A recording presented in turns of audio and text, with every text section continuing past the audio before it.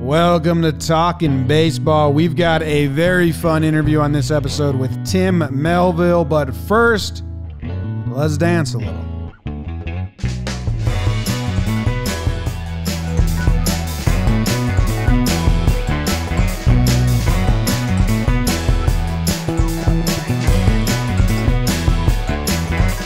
What's going on, everybody? Welcome back to Talkin Baseball. We hope you had a fantastic weekend. We hope you're having a fantastic Monday and you find us in good spirits. We have a very fun interview for you today. My name is Jimmy. I have Trevor and Jake with me, as always. BBD in the corner. How are you two doing? I'm doing great. It's a beautiful day out. I'm excited. I'm in such a good mood. A little feisty today, but I think it makes for some good talk. There you go. Jake, got a visor on, looking great. Good. NFL draft tonight. You know, James, that's one of my up there on my favorite sports events of the year. And yeah, we we've got an interview coming for the people. So we'll be quick because it's a long interview, but Tim Melville, last year we found out that he was like in tune with our content, enjoyed some of it, bought a shirt from our store, wore it after everything. Jake had barbecue. You hear about that. This interview started off the rails, stayed off the rails, maybe got back on the rails for a second or two, and then quickly went back off. It was a lot of fun. Tim's awesome. It's hilarious. The connection was going in and out. We did like 2 different intros because we didn't know what worked and what didn't. Who knows what Zach, our editor, actually made this final product. But let's just throw it straight to the interview. Just wanted to give you a little warning. Get ready, people. It's a lot of food and hobbies and cats, and it's a lot, and it's a good time. 6 cats. 6 cats. So here you go. Barbaric. We are joined by barbecue specialist, cat herder. I guess he throws a baseball too. Rockies pitcher Tim Melville, my last first date, I think, as well. Tim, how you doing, dude? Wow, thanks for the intro. I'm doing excellent. Some of that's true, some of it's not true. Okay. Yeah. What's you weren't not my true? Huh? What's not true? I don't believe I was your last first date, or was I? Is it true? You and I had a very nice lunch date in Denver, Colorado a few months back, and I don't think I've had any other first dates since then. No. How many first dates have you had since then, Tim? He's out. He's out. I gotta say, Jake, I think he friend zoned you. You don't take somebody on a date to lunch. You take a friend out to lunch. It was a date. Okay. It was a date. Maybe your guys' dynamic is different. Anyway, he left because he was sick of you calling it a date. I think the cat herder is out. He's got a good face saved on the screen right now. I know not everyone can Just see play it. But Just pretend he's really quiet. Yeah. Speak up, Tim. I don't know. This has been a wild ride from the start. If we do end up keeping this in here, it's been a wild start. Tim's got 6 cats by him. So maybe one of the cats jumped on his phone. maybe. They all had Game of Thrones names besides a Merry and a Pippin in there. So no, most of them are Lord of the Rings. Jim, let's go. Okay. Well, there was Game of Thrones, 4 Lord of the Rings. Okay. Frodo, Sam, Merry, Pippin. Those are all hobbits. Oh, I could just go on about Lord of the Rings. I could just. So, okay. I know Frodo, but I didn't know Sam and Pippin and Merry. Those are pretty common names. Lord of the Rings doesn't own those. If you say them all together, it's a Lord of the Rings. Okay. Like when you bunch those names together, we're talking about the Shire. You know, we're talking about 4 friends set out on a quest to destroy evil once and for all. 2 break off and have to go to Mordor. The other 2 have to go and fight their own battles. Barbaric. All right, let's run. We are rejoined by Tim Melville, pitcher for the Rockies. I claimed he was my last first date. He shot me down a little bit, and then the connection went out. So we're back here. Tim, what's going on, dude? I'm great. Hanging out. Chilling with some cats. Yeah, we did this before the show, but you're chilling with 6 cats right now? Yeah, just the standard amount, 6 cats, and it's pretty relaxing. Do you have a favorite of the 6? One of them's name's Frodo, and he's so relaxed. He's awesome. Actually, I think he's right here. Maybe I can bring him into the shot real quick. They're trying to eat my camera here. Oh my god, they're so adorable. There's Frodo. Oh wow, right up and close. Good luck on your quest. Do you have a least favorite? A least favorite? No, yeah. I love them all equally. I think it's hard to decide that when they're this young. They're just all sweet. Eventually you have one. Where are you right now? Where are you quarantined? So I'm in Phoenix. Arizona. I'm actually in the house I was in during spring training this year. Robert Stock has a place out here. Me and a few other baseball guys. His brother, Richard, plays independent ball for the New Jersey Jackals, and one of his teammates, Reese, also lives here as well. And my girlfriend's here, and then Robert's got his wife here. So it's like a full house of people. But we have, maintained our sanity, and it's been a pretty smooth sailing quarantine so far. But Phoenix is going to get to like 100 degrees here soon. So who knows what's going to happen? It's going to get crazy hot here soon. But how are you guys doing? You guys doing great? We're all right. Jake and I are in apartments in New York City, so there's not a lot of outside time at all, which blows. Mm-hmm. Like I keep thinking about people who are quarantined in their homes, like Trev, who has a backyard and can like go outside. I'm like, God damn, that's huge.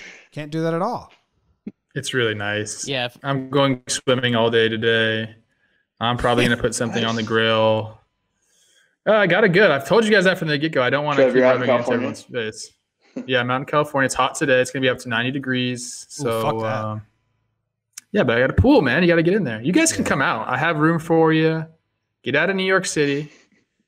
I'm come on out. Hey, where's the JOMBOY jet? Blast right now. The JOMBOY jet. Yeah, we need to get that. Get on that. We share it with Drake. He mostly gets it. When I have to do laundry, that's like a big thing. It's like an excuse to go outside. Let's do this. It's like that's you need one at your place. That's a tough one. The laundry. That was Katie's must. Was she wanted laundry inside the apartment, and we ended up getting an apartment that doesn't have it. So. Can you do like a pick-me-up service? Because I'd be super down for that. I hate That's laundry. what we do. We drop it off and then pick it up. Okay, that's great. It takes like 5 minutes, but that's our outside time. So if that answers your question, Tim, doing as well as I guess I can be. Excited about dropping off laundry. You really opened up a can of worms with that. We don't talk about our feelings on this show because it's tough times in the city right now. You've got a full quarantine, man. Like, what's the dynamic there? Do you guys have like a real family show dinners? Forming? You have family dinners, the 4 of you? Yeah, we do have some dinners and game nights. But, no vlogs yet. We haven't ventured into YouTube area. I think that's ultimately the next step is to have a reality TV show. But not a lot goes down. We're all pretty quiet, play some video games. I know Stock is extremely in deep with the video game world. I am nowhere near it, but I have begun to play some video games this quarantine. For the longest time, I always thought Minecraft was like a kid's game. And I recently discovered that during quarantine, and I've been absolutely crushing Minecraft. So I don't know if you guys have heard of Minecraft or know what it is, but there's a mobile version for your phone, and I eat it up. I love it. Is there a way to win Minecraft? Yeah, how do you win Minecraft? I know what it is, but like, what do you do? Well, I think it's one of those where it's like you can play to win or you can just play to play. Kind of like Sims. I don't know if you played Sims back in the day. So what are you doing? Are you just building things? You just digging holes? Yeah, whatever you want. It's kind of like having unlimited money to like build whatever structures you want. You could build like a pool, you could build a mansion next to a creek, or like you could build like dungeons or castles and stuff like that. But there's side quests, there's ultimately an ender dragon that you have to defeat, and you have to get there by creating a portal to this other world, this other dimension. And I don't know if you ever heard of the ender dragon, but it's like the hardest part of the game. And it's extremely frustrating because when you die in the game, you get reset, all your levels get reset back to 0, and levels actually help you like develop potions and other stuff. So it's like hours are lost almost immediately. You're in deep, Tim. You're in deep, huh? Yeah. It's emotional. Very emotional. What's your so hey, I was gonna ask what your like is it like wake up? Is it wake up and you like put in your 2 hours and then you come back to it? Do you have like a time set out for that each day? Is it strictly while shitting? You can play the game is there whenever you need it. It's a great answer. But I do have a girlfriend, so I understand the parameters. And she works. She's great. She's a nurse. She works in a local hospital here in Phoenix. Wow. And she works a few times a week, but she works like 12-hour shifts. So I'm just, unfortunately, I gotta I'm bored for 12 hours, and that's my time to shine with Minecraft for sure. Crushing. What we do talk some baseball stuff. I think last I was tracking your spring training, did you hurt your rib or something? Are you healthy? What are you doing? Yeah, so I hurt my rib. Last game of the last year, final game, I was pitching, had a lot of soreness, continued to pitch through it and play through it. It's kind of the end of the year type of motivational, go through it. I was pitching in San Francisco, got done with the game, and we had a few more days left of the season, but I was done pitching. So my mind was well, kind of, if it's still bothering you, let someone know. And it didn't necessarily bother me that much. I felt like a muscle strain. And so went into the off season, had a great off season, worked out, didn't bother me. Started to throw in January, it felt good. I got a few pins in, and then it started to bother me again. It was kind of the middle of my back. So when that happened, it felt like, all right, I got to, speak up about this. And I went to the team and we did a scan on it, and turned out I had fractured my rib and it hadn't fully healed yet. Whether that's a combination of the workouts I was doing and then kind of, I was playing golf and stuff like that. A normal off season, everything was normal. So that was a big blowback for me to get to spring training and, have that diagnosis and have them tell me it's we can't necessarily do anything for this. You're going to have to sit around and rest, and, it's going to take some time to heal. So that happened, but, fortunate enough, I was still in camp with the Rockies, and I was able to be a part of the team day in, day out. Kind of awkward, not throwing or, doing anything baseball wise, but, chit chat with guys and, seeing how, that kind of viewpoint from a coach's perspective, or just being a good teammate with everybody. I love those guys, and it's an awesome squad and a lot of fun to be around. So I had a great spring training with them, and it's just been a whirlwind because then the quarantine happened, and, I was on schedule to, start throwing again and everything, but now it's just continue to shut it down. And so right now it's healed, everything's great. So I'm just looking to get back to baseball when it starts up again. So it's, it's something that's, a learning, you learn about it and you just kind of heal from it and you just move forward with everything. Would you say that you consider yourself someone who has benefited from Corona? Yeah, in a sense, you could say that. Okay. I think about that, and if baseball was going on right now, I know I'd be more man, I wish I was out there crushing it with my team.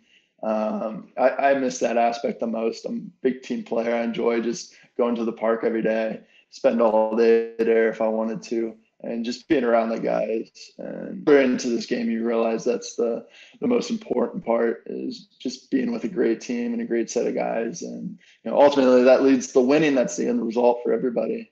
But that's kind of the most part I'm missing the most right now. So I think there's a sense of, the quarantine is benefiting me, but at the end of the day, I think it just sucks not being around baseball, not even having it, it's just, it's tough. Yeah. You guys have a catcher? I always wonder with pitchers, what you guys are doing right now. I have a few buddies that are pitchers, and I asked them the same question. You got to have someone to throw to, but that's not always the case, especially in a time like this. Are you guys getting down on and catching each other, or are you throwing into a net, or what's going on in the house? Are we getting down for each other? Is that what you said? Get on the knees for each other, catching. Yeah. So Robert Stock. So this is his place. He built a mound in the backyard, complete dirt mound, everything you would need. He's got Rapsodo, he's got net, he's got a plate. And he was a catcher, right? Yeah, he was a catcher. So does he get down? Does he do it? He can get down and catch, but he also has a brother, Richard, who throws 95 miles an hour, and he catches and pitches, kind of half and half. So it's like, honestly, the most picture-perfect situation I could be in as a baseball player. And it's essentially a baseball house that I kind of live in right now. Yeah, you're like in a baseball utopia. You just got like baseball buddies with you, 6 cats, the girlfriend's with you. Like you're doing well. You're crushing Minecraft every day. It's like, sounds nice. It is not bad. It has worked out very nicely for me. So for anyone feel like the third Stock brother, because I mean the dynamic again. I'm trying to get into your world a little bit here. I mean, are you feeling like you now gained 2 brothers? Well, there's 3 Stock brothers and 2 Stock sisters, but the sisters don't live here, and one of the brothers is not living here right now. Okay. So I don't really think of it that way. I just dumb question. Yeah, that was a really dumb question, Joe. I have 4 older half brothers myself, so I feel like there's actually less of the tension here. It's a calmer house than I grew up in, for sure. Nice. I'm not getting duct taped on the regular. Oh no. That's good. Is my feed going out? I'm sorry. It's okay. It looks great. I thought it was maybe one of the cats just hanging out in front. I don't know if it was this start of our podcast or was the one we're going to have to delete, but you said that you went to lunch with Jake and it wasn't a date. So we can't, but you friend zoned Jake. How did that happen? Well, Trev, what you don't know is Tim is the first and ever model for JOMBOY Media. I've seen the shirt. I've seen it. I remember you sent me that picture. Yes, donned the I Love Baseball shirt after like having an amazing game. So he's how did you and Jake meet, and do you regret that ever happening? Do I regret it? Well, I think it was just a normal day, in the big leagues. You just kind of wake up and, you finish eating the room service or whatever from the night before. But I was still hungry and I wanted to go to the lunch. And usually my first choice is like some barbecue place, local spot. And there's one in Denver called Owlbear. And some guy had been blowing me up in the DMs. Just like, hey, I'm this guy with this baseball thing, and I don't know if you see my friend JOMBOY, he does all this stuff. Like, wow. Awesome. Like, cool, man. What's up? He's like, I live in Denver, and if I can have lunch with you, that'd be a dream come true. I was like, fans come first, and I just wanted to go to lunch, and I said, hey man, come on over. And we got to this place. It opens at like 11 or so. So got there a little earlier, and I'm kind of hanging out in line and, not really paying attention. And people are coming in and out of the restaurant. I'm sitting there waiting for this guy, and this kid walks up to me, and I'm like, oh, great. Autographs, it's, what time is it right now? But he's like, hey, I'm Jake. And I was like, oh, hey buddy, how's it going? And, no, we had a great lunch. It was awesome. And I could really see where the energy and just the wholesome friendship where you guys, he introduced that to me to your guys' kind of relationship a little bit, if that makes any sense. He's just open, friendly with me, and we had a great lunch, and, it was a good time. Barbecue. Right. Tim, I have a question for you. When you came up with the Rockies and you had that game, and you dominated, and the big story was that you worked at a barbecue place the off season before. Little Miss BBQ, is that the name of it? Give them a little plug. Yeah, that's correct. All right, so then the public loves these stories. Oh, there you go. Public loves these stories of minor league guys that have to work second jobs because they like romanticizing the miserableness of minor leagues and that. So when Dobnik for the Twins goes to the Yankees, I'm going to connect this. Everyone chants Uber at him, and then the world said that was so mean and that the Yankee fans were being so miserable. Yeah, they are. If opposing fans were to chant Little Miss BBQ at you while you were on the mound, would you wear that as a badge of honor, or would you think they were being mean? 100%. I wouldn't think that it was being mean. You know, someone didn't tell me that they felt like the funniest part of the whole story was it was being romanticized, that I was some like broke minor leaguer, barely making ends meet. It was just ultimately like a side passion. I didn't intend for it to be anyway like romanticized, but I have so much respect for like the industry jobs. I feel like it is a tough environment, and people don't stay there. Like the idea is not to like stay there and have that job for a while, for a little bit, and with whatever you have going on the side, you kind of work your way up. So those were the type of people I met there. And, there was a weird blend of it at this particular restaurant because they are kind of considered one of the top barbecue restaurants in the country. So it wasn't like a hole in the wall spot. It was a spot I specifically picked out because of my passion with food. And I really wanted to be in an environment that is like wholly based on team advancement and just kind of the pursuit of perfection, and to also just provide for the community here in Phoenix. I don't think I got to talk about it too much to the media, just really purely what it meant to me. But I learned like so many subsurface lessons there that I think, the media is just going to take like, oh yeah, you just worked at Uber for an off season. But, there's so much stuff you can learn about yourself when you're put into situations that are unknown and you kind of challenge yourself a little bit. And there's definitely some funny times there, some uncertainty, and that definitely put me in my place.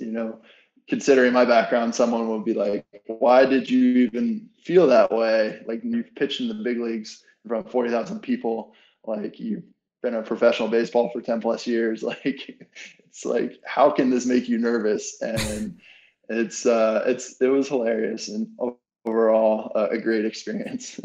What did you do there? Yeah, were you doing everything? Yeah. Stoking the fire, or what were you doing? Yeah, I told them day one I wanted to learn the ins and outs and everything. They had opened up a second restaurant. So if you want me to tell the story, I can. Yeah. That's why you're here. We want to hear about you, man. So I follow this Instagram barbecue restaurant here in Phoenix. I've had them a few times. They're just absolutely unbelievable food. Brisket, pork ribs, pork shoulder. They were the metric for me whenever I ate anywhere else in the country. 2 years ago, they opened up a second restaurant and they put out like an open interview process on Instagram. So I got really excited. I said, maybe I could do this. Like, it's September. I just got done with minor league ball. Like, I got nothing going on this off season. I'd rather hang out in a restaurant that's really cool than, go golfing or hiking, which I've done previous off seasons however many years.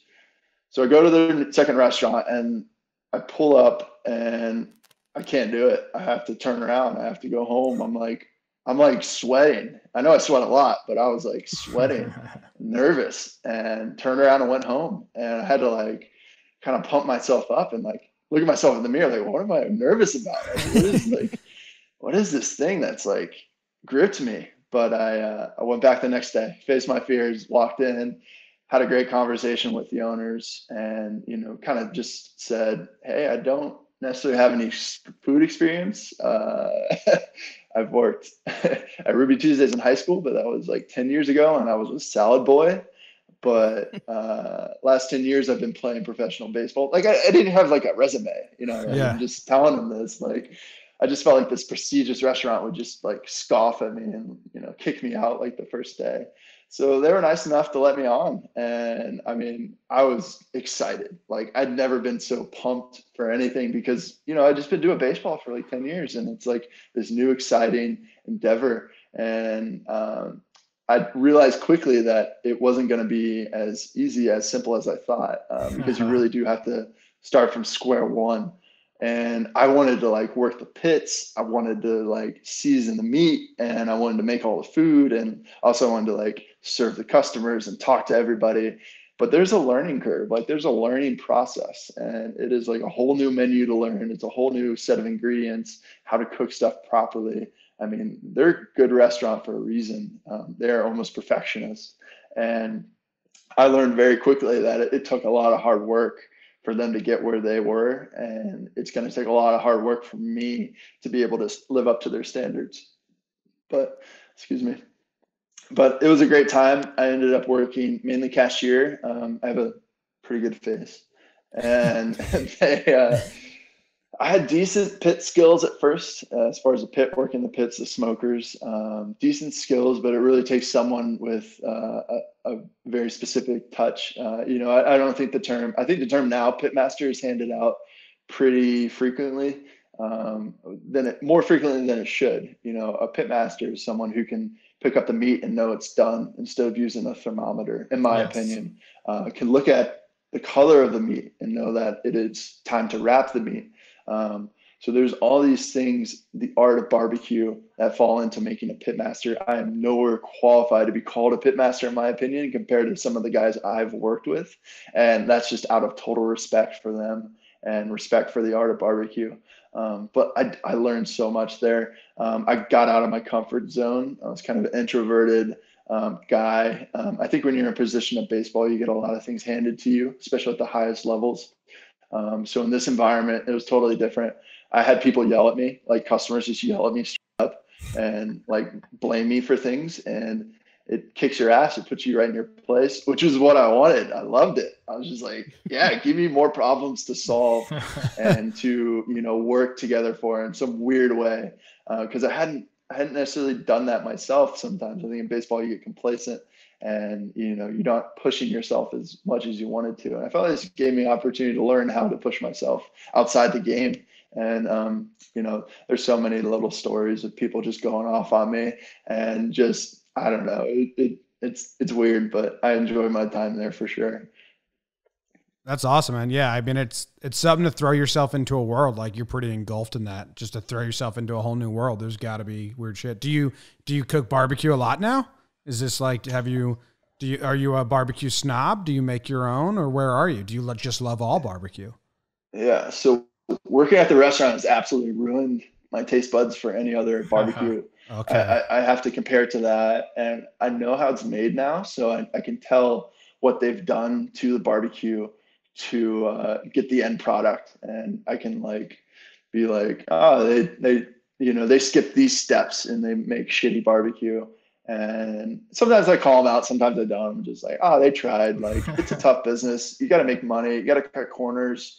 And the place I worked at, they did not allow that. They do not allow cutting of corners. So I respect it. But I cook a lot of food.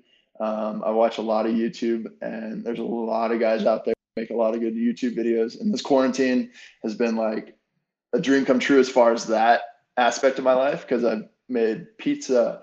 I just bought an ice cream machine that I'm going to start working on.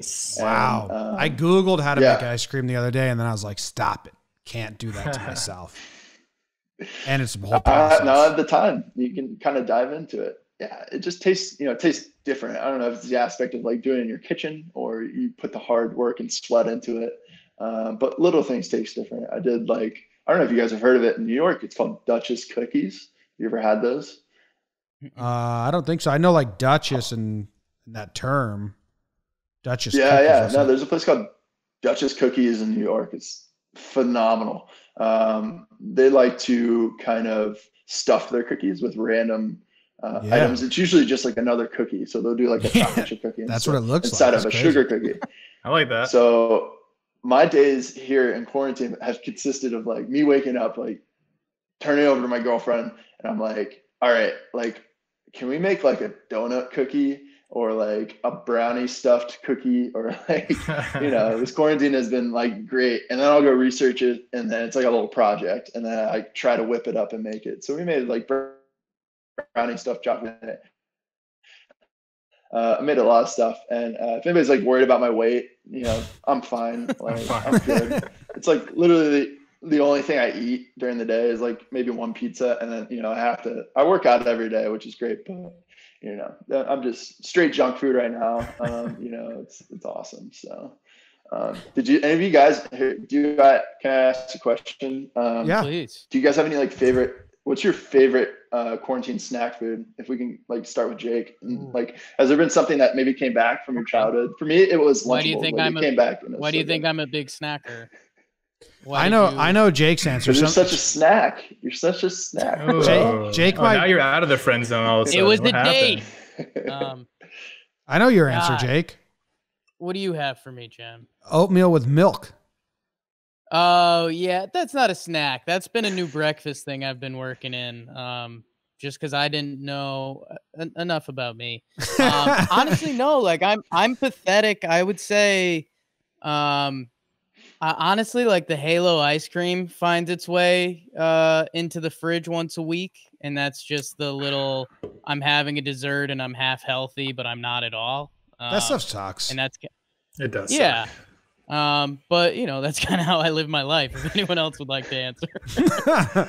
I've been doing a lot of peanut butter crackers. I just I get really high and then I make peanut butter and jelly on a little Ritz cracker. And I sit there at the table, and I make this whole, I slowly put all the Ritz crackers down, 4, and then I slowly put peanut butter on all of them. And then I take the squeezable jelly and just go ploop, ploop, ploop, ploop, and then I eat one at a time. Did you say ploof? Ploop, ploop. And my girlfriend walks by and she goes, "What the fuck are you doing?" I'm like, "Oh my God, I forgot you were here."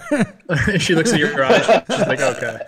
So that's my snack. And then I'm thinking every bit of this is there's a healthy version of it, but then they just added a ton of sugar. Like the jelly is just, the jam could probably be healthy, and then the Ritz crackers are just nothing but sugar. So that's what I've been doing. Yeah, I've been doing pickles, anything pickled. So I don't eat dessert anymore since I stopped playing because I would just get super fat because I have no self-control. If it's in front of me, I'm going to eat it. So I decided one day, it's been almost a year now. I said, I love beer. I'm a beer guy. So I either have to get a beer or desserts. And that was the easiest decision in the world for me. Desserts have been gone. So I don't do anything sweet anymore. But pickled stuff, I'm all about. Pickled cauliflower, pickled carrots, pickled cucumbers, obviously. Just that's kind of my snack lately, which is interesting. Ew. Yeah. I don't have any experience, but I feel like you can almost break someone down psychologically with their snacks. Okay. If you don't mind me asking, Trevor, was there a point in your life where you felt safe and pickles were your thing? No. Do they just kind of came out of the blue? Do they remind you of Phil Hughes? I just have to find something different to snack on. I can't, just because I've given that up. So I just found something different to snack on, and it's so easy, and they stay good in your fridge for 8 million years. So I made a video on it, but that banana and peanut butter ice cream that I don't know, you probably didn't see it, but I just put that in a food processor, frozen bananas, peanuts, a splash of milk, and it's banana ice cream. That's my go-to little dessert at night. That's a nice little healthy snack. It's basically it's a pliable base, like a smoothie bowl base, but I just make it on my own. That's awesome. Hey, since this is a cooking podcast now, I got to just get something off my chest because this really bothers me. I don't know why it bothers me so much, but you're a real deal barbecue guy, and I like that about you. When I imagine you getting on the barbecue, I imagine you with a real smoker, actually tending to the fire, whatever kind of coals you use, you're really doing it. What I can't stand is people that buy a Traeger grill. Nice grills, great. It's like training wheels, and they act like they're this barbecue pitmaster. Literally, all you do with the Traeger is set the temperature and go. You're not a barbecue pitmaster if you have a Traeger. Had to get that off my chest. Thank you. I might leave now. I don't know. Is that a statement? A question? I'm sorry. What happened? I'm sorry. I see it. All my friends all do it too. I'm sorry you guys just lost your Traeger sponsorship. Yeah. Sucks. No, great grill. Don't call yourself a pitmaster if you use a Traeger because so you're literally pressing a button. Yes. Yeah. Traeger works. It does what it's supposed to do. I'm just saying it's training wheels. Yeah. And that was probably. And I'm out. Okay. See you guys later. Yeah. You're okay. If I can. Everyone just has a lot to get off their chest. Yeah. Tim, please. Well, maybe Trevor, you can kind of compare it to karate dojos. So I think I've never trained in karate dojo, but I've only heard stories, but it's hey man, if you think your karate is better than mine, come challenge me. Come in my dojo and we'll see what happens. We'll see who comes out the victor. So I don't know. I'm more of everybody's got their own styles with their barbecue, and every barbecue is great in my opinion. But that's not true. If you want to, you have barbecues you hate. If you want to throw down, come down to Phoenix, and I'll show you some things. And I don't want to. Okay. I'm just saying I have friends and follow people, and they cook shit on a Traeger, and they act like they are a pitmaster. Okay. Know what you have to do. I'm sorry, guys. I'm in a weird mood today. Yeah, you're mad about this. And no, I think Tim revealed that you have some hidden secrets with your pickled stuff, and that's fine. I think what we have here is kind of a Game of Thrones situation when Tyrion has Bronn fight for them. Like whenever you see someone pissing you off in the barbecue world, you can be like, oh, I got a guy. If you want to do barbecue, go talk to Tim Melville, because what you aren't doing is barbecue. Hey Trev, I love you guys too. Do you have any opinions on the green egg? Green egg is great because you have to light your coals. Like you actually have to have real coals there, not some wood pellets that you press a button and then mills it itself at the proper speed and keeps the temperature perfectly. Like you really have to put some work in. I like that aspect of barbecue. And now you got me going off again. I gotta stop. We'll take a quick break right here. A little behind the scenes. We have producer BBD in the bottom corner, and during quarantine times, BBD he's here to take notes, to give to our editors so they can chop up clips about what we've done so far. Hey, David, can you just give me a quick rundown of what your notes say on this baseball podcast so far? Okay. Lunch date, 6 cats, quarantine in Phoenix, JOMBOY laundry, Minecraft, rib injury, pitcher routine, worked at barbecue place, backstory, Duchess cookies, favorite quarantine snacks. Jake is such a snack. Plouffe hates fake grillers. Grilling is like karate, and then green eggs. Okay, perfect. So we've covered all our bases. All right.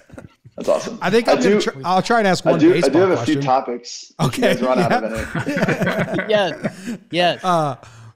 You pitched a lot of places, Tim. I'm going to try and ask a baseball question. You've pitched a lot of places, right? You pitch for 4 different teams, I believe. You get to Colorado.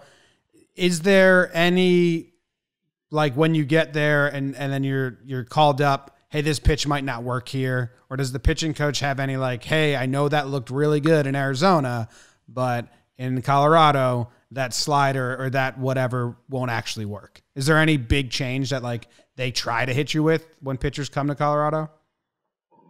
So fortunate enough for me this year, they had a lot of trust in me to literally just say, go do your thing.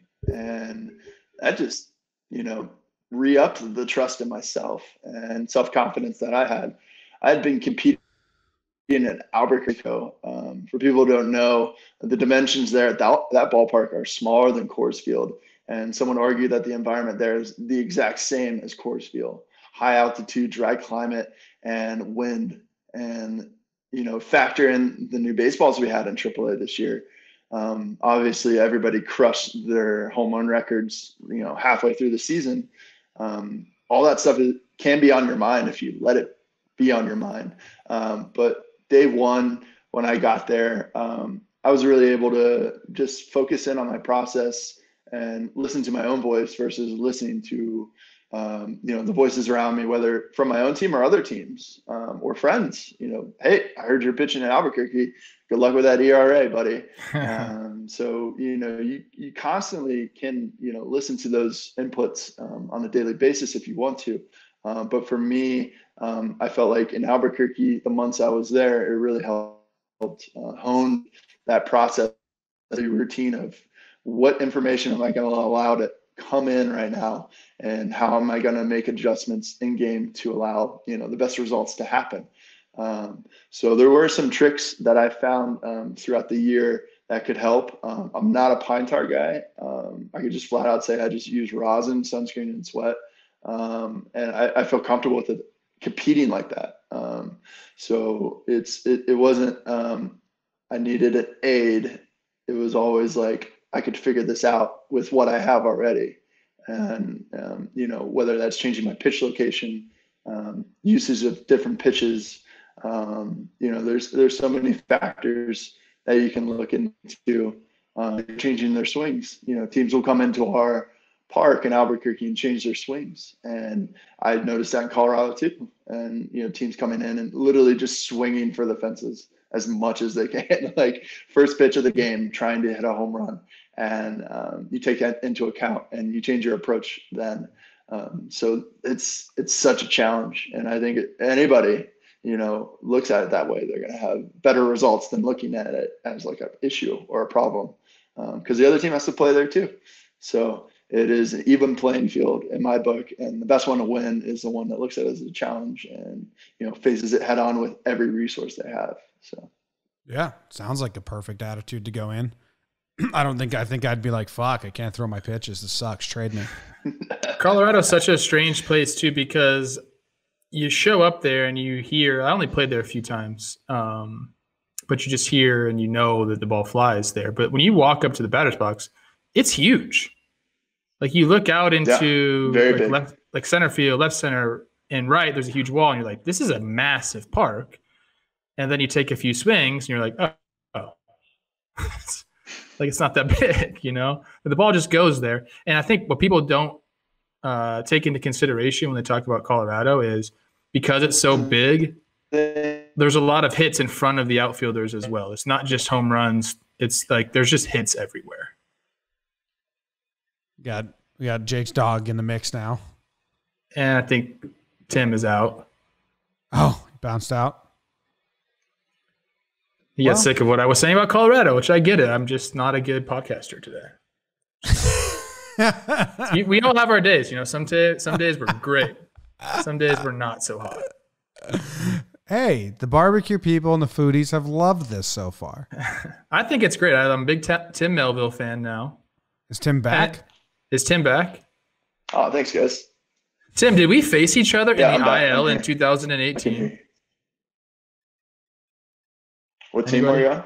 I was on Lehigh Valley. I was on Iron Pig. I can find out if you faced each other that year. I don't think I did. This was in 2018. You were playing for Norfolk, and I was a Lehigh Valley Iron Pig for a majority of the year. I was in the big leagues for a month or a month and a half. I don't remember, but the majority of the year I was there. I remember my first games with the Iron Pigs was in Norfolk.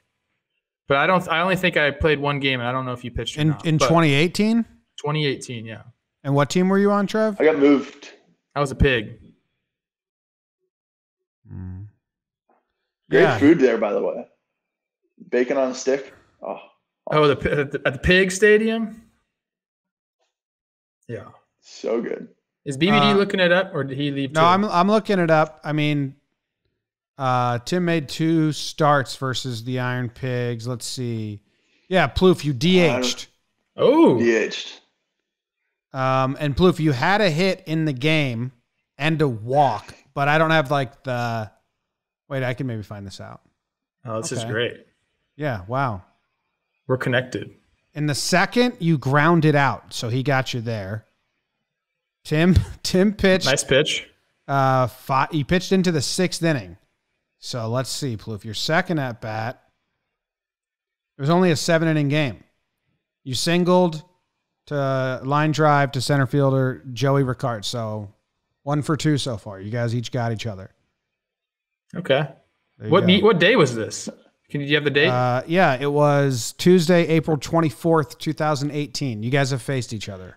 That was the first it was very game. Cold. Yeah, it was like the first game I was there. I hadn't swung a bat. No offense here, Tim, but I hadn't swung a bat in almost a month because I went home, was quitting baseball, and then I decided to go play. So I flew into Norfolk, met the team, and then, I guess we faced each other. Very cool. Yeah, small world. Of swinging bats, Tim, you get called up for the Rockies. You pitch. You go 7 innings, 2 hits or whatever. You had 2 RBIs. What were you more excited about, the great pitching line or that you got a 2 RBI single?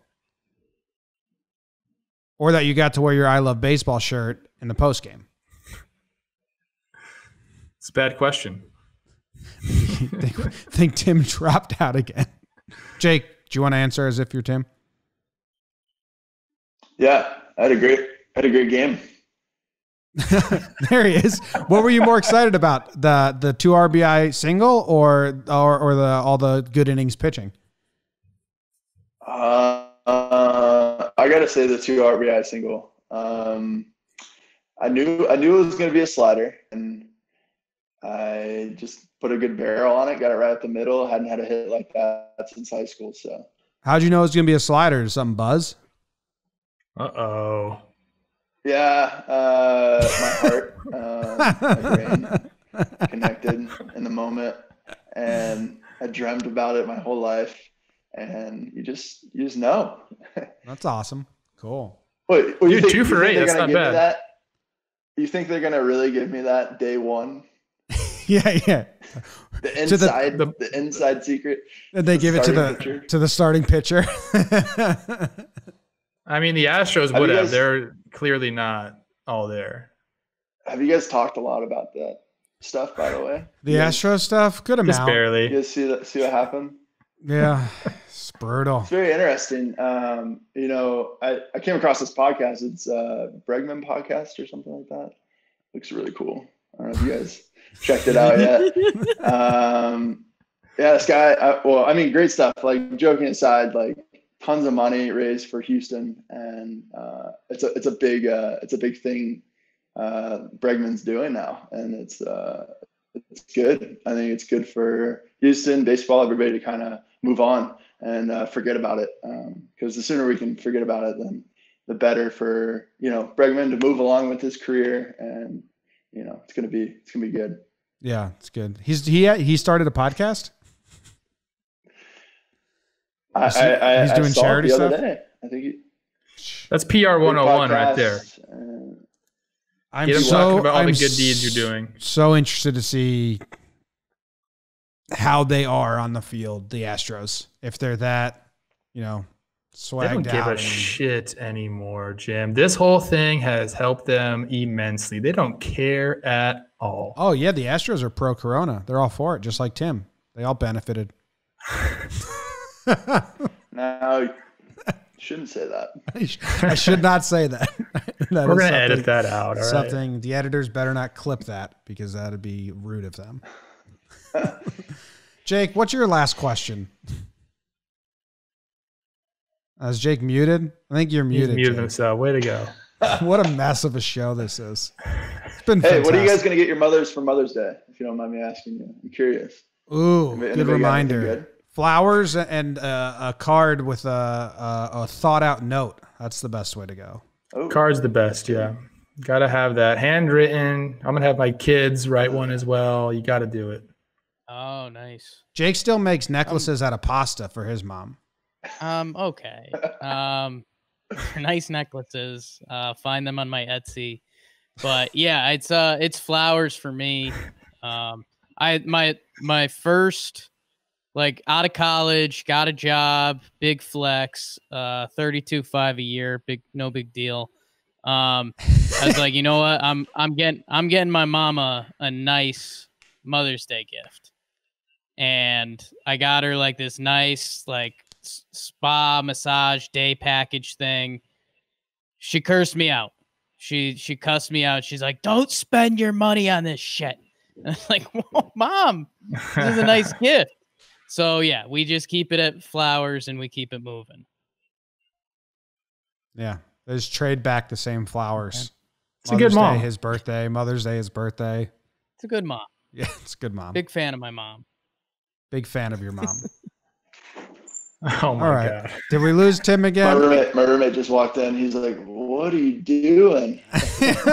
Sorry. Tell him you're just live streaming a session with the cats.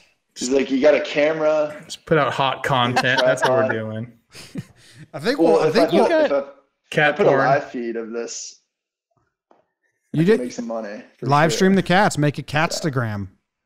It's huge. Oh my God. Catstagram, great. Hey, I gotta make a side hustle, man. I unfortunately wasn't on the 40 man when all this went down, so I'm making minor league pay, and it's time to find alternate routes of revenue. Sell one of the cats. It is a possibility. Yeah. Just make sell one of the cats. What are you talking about? You're the worst. I mean, it's an option. It's just one option. That's all. It's loud. Do you have any cats? No, I'm highly allergic. Also petrified. Yeah. Petrified. Yeah, scared of cats. One of my bigger fears. Oh no. They just could jump on my face at any time, and then it's over. Cats are people so who evil. don't have cats don't like it, but they're great once you have a cat. Look at how sleepy he is.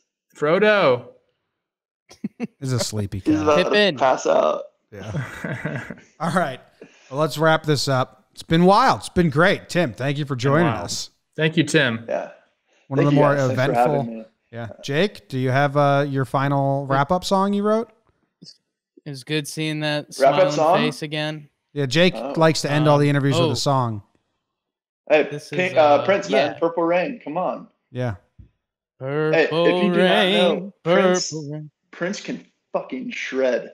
I don't know if you guys have watched any Prince videos. There's a Prince song called Bambi, and it might be my walkout next time. Okay, that's huge. We can break that. Energetic guitar intro. Oh my God, Bambi shreds. The lyrics, I think, are a little vulgar, but I mean, the guitar work is just sounds fantastic. like Prince.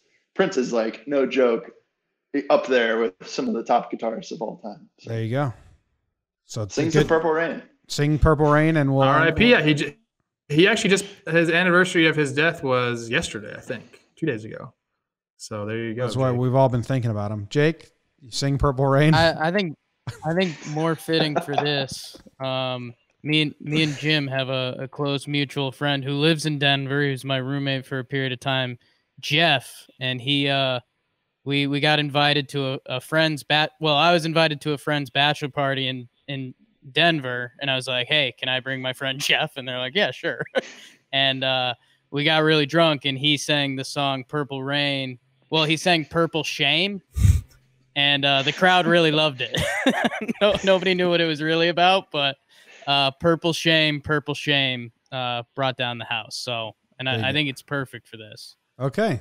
So you'll do your rendition as we outro. No, I can't. I wouldn't do it justice, and I think we'll save it for another time. But this is as eclectic as an episode as the Talking Baseball people will get. Oh, it's a good time. We're pushing boundaries. Yeah. Yeah. All right. And I feel like I could keep talking. Perfect. You're good. Talking all day with you guys. You guys are great. Oh man! All right, we'll do a little post game. Thank you, man. Stay with us, but I'm doing a fake ending for the show. Thank you, and we'll have you on again later. Wait, this is fake? Barbaric. All right, that was Tim Melville. Everyone, go give him a follow. Reach out. Tell him to give constant pictures and videos of his 6 cats to you. He may be selling one. I'm not sure where we landed on that, but that was Timmy Melville. Little Miss BBQ. Wild. Couldn't believe some of the corners we ventured into in this world. And he's how about a little back end for me? So I meet up with him. I don't really know what I'm getting into. Like, I'm obviously not going to fanboy out. But also I'm not. Well, no, I'm not going to get barbecue lunch with this guy and be like, oh, dude, that 2-seamer you threw the other night. Like, I don't know. I'm meeting the guy. And so we get barbecue, and like, as you heard, my man's knows his barbecue. So he was like walking me through it. He showed me like some of the barbecue I got. He's like, oh, we wouldn't even serve that at the other place. And I was like, oh, nice. No. And I think my other comment is, whenever someone interviews us about the JOMBOY media stuff, and they're like, oh, so Houston must have been big, and we're like, yeah, Houston was big, the Boone Savages, blah blah blah. I'd say Tim Melville wearing the I Love Baseball shirt in his post-game interview was one of our most like, what moments. Like, that's the biggest cool. out of left field. Yeah. And yeah, the Tim Melville experience, as Trevor just saw, is a little out of left field. It is. I'm happy to hear that was an organic thing that he just bought this shirt because that makes it so much better. Yeah. But definitely he's a fun guy. We found out that him and I actually faced each other in the International League in 2018, which is pretty cool. I do have to apologize for how I was this episode. I commented on people who use Traeger grills, and I was very harsh to them. But sometimes you just got to let it fly. And today I had to do that. So I had a good time with it. Yeah. And what? If I was Traeger Grills, I'd be like, you know what? I'm going to send those guys each a nice grill and sponsor their podcast to show them that we are Traeger. I will say this. Traeger grills are incredible. Like, they do the work for you. That was my point. Okay. Like, you're not a pitmaster. They're too easy. You can't buy a Roomba and then call yourself an expert housemaid. That's a great comparison. Perfect. All right. That's all I do here. And we're out. Thank you guys very much for listening.